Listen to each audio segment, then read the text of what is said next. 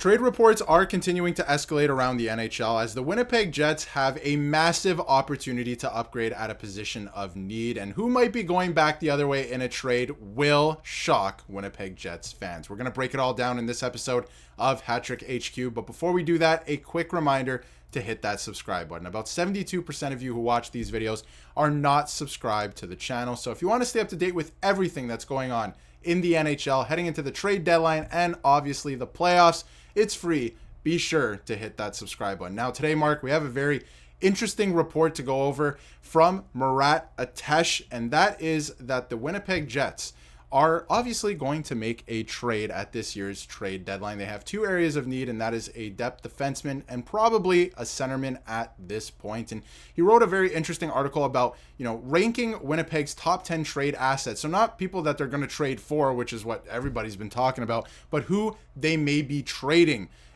to bring in some of these players. And number one on the list was none other than Cole Perfetti, who in recent weeks, has been on a lot of trade boards. And we made a video last week about a potential Brock Besser for Cole Perfetti trade. So, it is in the eye of Winnipeg Jets fans right now.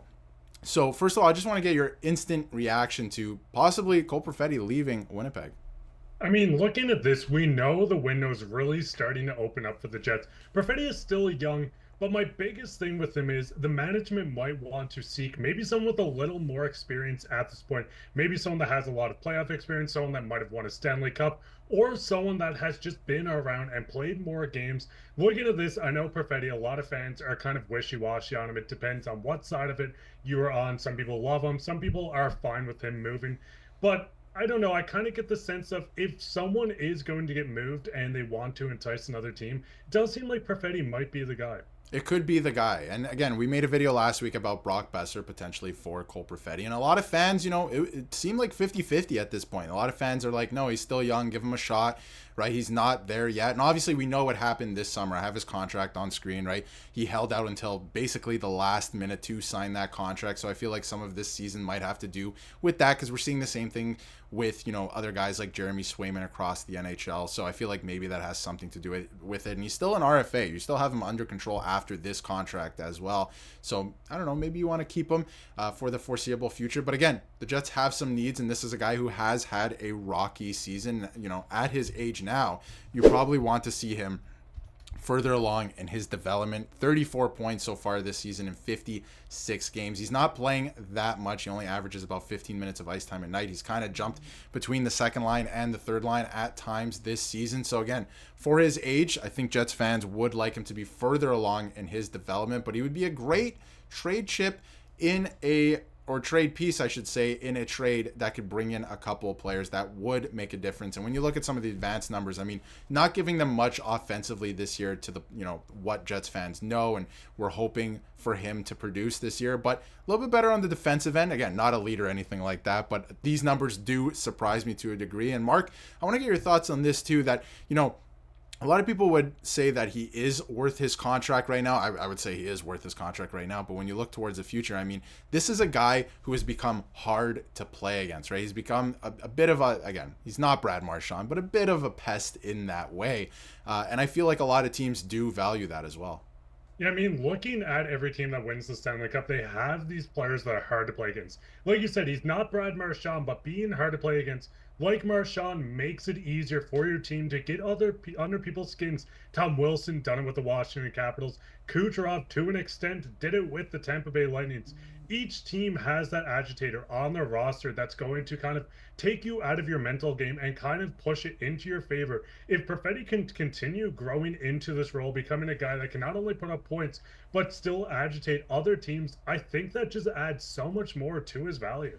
Definitely. And I mean, heading into the break, he's also on a 5-game point streak. So again, very streaky, odd season for him. He started kind of poor. He picked it up a little bit. Then again, he was demoted to the third line. Then he ended off heading into the break really good.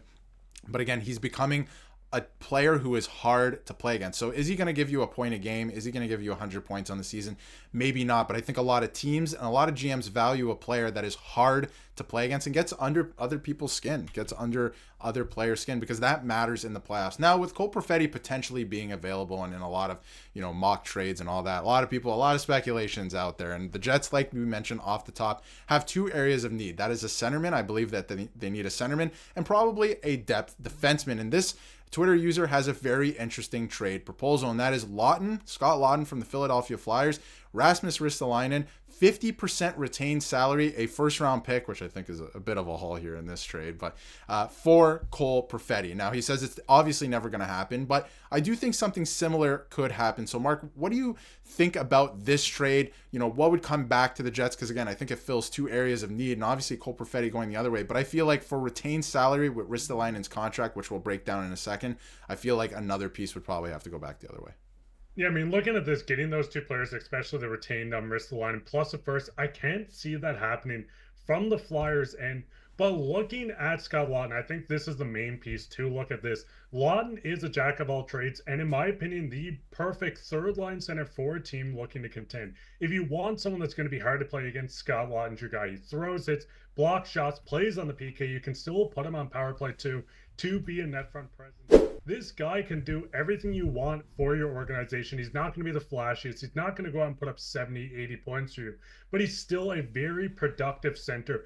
And at that, a very good cap hit. Now, looking at Ristolainen, he's also a guy that is a little intriguing for a team. I think the cap hit is going to be what kind of keeps teams away from him. I'm not sure if the statistics have went up this at much this season since last year, but he's not going to be the best defensive guy. He's still going to put up some points for you, but with the cap hit, I don't see it making sense for the Jets to kind of put all their cap space into one player like this. Other than that, Scott Lawton, I think, is the perfect pickup and would make a contender even more of a true contender with him on the roster.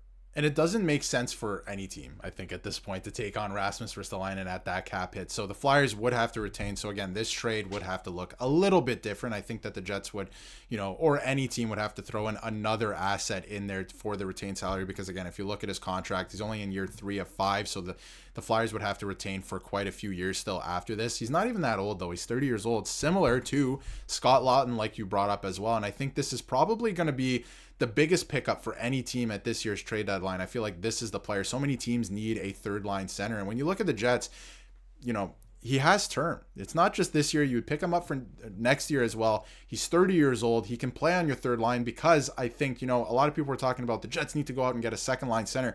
I think you found some in-house chemistry here with Adam Lowry and Nikolai Ehlers as well this season. So, if you can rock a line like that on the second line, I think that's perfect going into the playoffs because Adam Lowry can do a lot of really good things. And obviously, if you add Scott Lawton, it just lengthens the lineup a little bit. So this is definitely another option for the Winnipeg Jets. And before we wrap up, Mark, I want to get your thoughts on this too. $12.5 million in deadline cap space the Winnipeg Jets have. I would like to see them weaponize this while also, and we haven't mentioned it to this point in the video, keeping in mind that next year, yes, the salary cap is going up, but you have to sign guys like Dylan Samberg, Gabe Vilardi, who's having a career year, Nikolai Ehlers. So how much salary can you really take on? I feel like these are two players, especially Scott Lawton, and if there's retained salary on Rasmus Ristolainen, that you can really take on here and they would make a difference. And you would still have salary cap, hopefully, left over to sign these contracts. I think that's why you should go after Scott Lawton. Looking at this team, they have a lot of players to sign in the offseason. So bringing in a guy that's on a $3 million cap hit to help this year and next year for this low cost. I mean, if you look around the National Hockey League, there's a lot of teams that have contracts that are 4.5, maybe even 5 million in the bottom 6 that they might just be kind of pushing salary cap in their direction that they don't want to. Getting this guy in on this cap hit doesn't just help with winning or trying to win a Stanley Cup this year and next year, but it helps make it easier to go out and bring these guys back. Yes, you're committing $3 million to a player like Scott Lawton, which is a good thing. I'm not saying it's a bad thing, but looking at this, it just makes it easier where you don't need to go out and maybe look in the free agency and be like, hey, we want to sign this budget guy for $2.5 million. When you can spend the extra $500,000 to have Scott Lawton for a rental for this year and next year, as it's a 2-year deal.